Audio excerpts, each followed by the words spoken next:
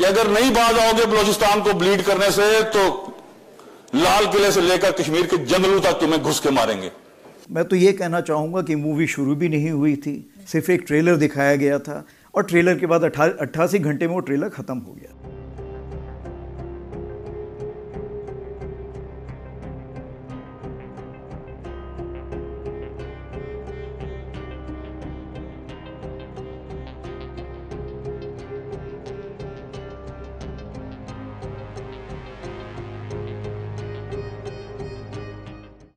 In the midst of India investigating the Delhi Red Fort blast with full force, the former Prime Minister of Pakistan-occupied Kashmir, Chaudhry Anwarul Haq, tried to slam India with his words, which directly hint at Pakistan's stance and support on the recent blast at the Delhi Red Fort that occurred on November 10, 2025. Clearly, Pakistan is fearfully revealing its reality of being behind the blast.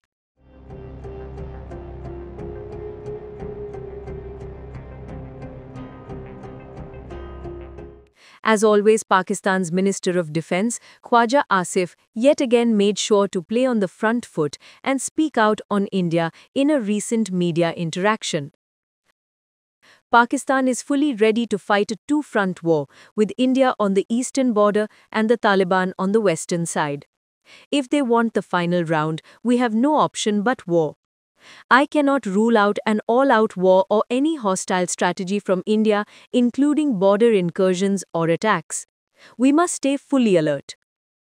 We must never forget that the SCO was founded to combat the three evils of We must never forget that the SCO was founded to combat the three evils of terrorism, separatism, and extremism.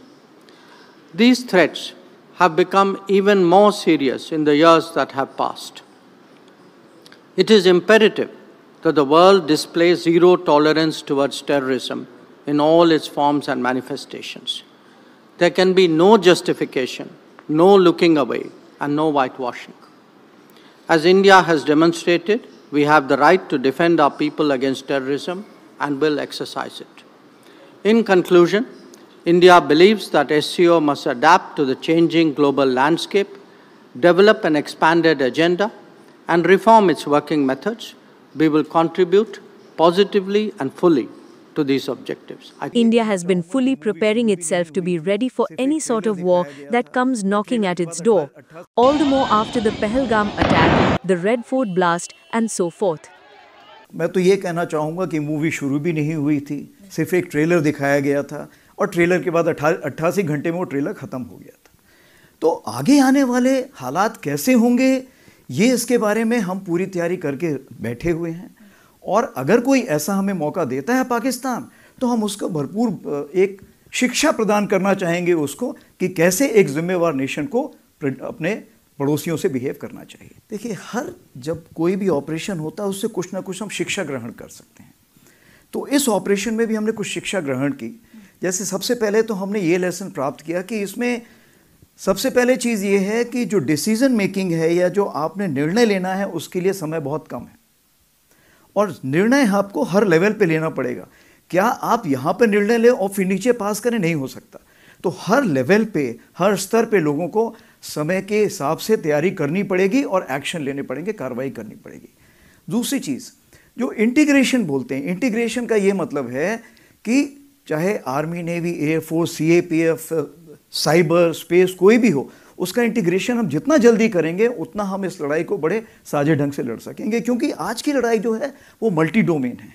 अगर मैं बोलूँ सिर्फ army अकेले लड़ सकती, नहीं लड़ सकती, हम सबको मिलकर लड़ना पड़ेगा।